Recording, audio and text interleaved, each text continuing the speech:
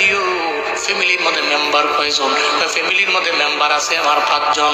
ধরো 5 জনের 5,2500 তুমি নিয়ে যাও, অথবা 1000 করে 5000 তুমি নিয়ে যাও, দিয়ে দেয়। ও চিন্তা করে এবার কোনো জায়গায় কোনো চিন্তা নাই, কোনো টেনশন নাই, টাকা 5000 পাইলাম, আকল কি বলে আর না বলে, বিবেক কি বলে আর না বলে এগুলা দেখার টাইম নাই, খালি 12 তারিখে ভোট হইব এই চিন্তা নিয়ে ঘুরে। অথচ আকল কত দামি,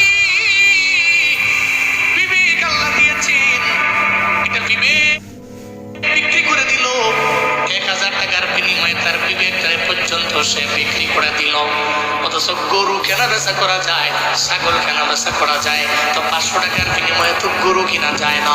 বাজারের মধ্যে গেলেন গরু কিনা, এই গরুর দাম কত? কয় লক্ষ টাকা দেওয়া লাগবে।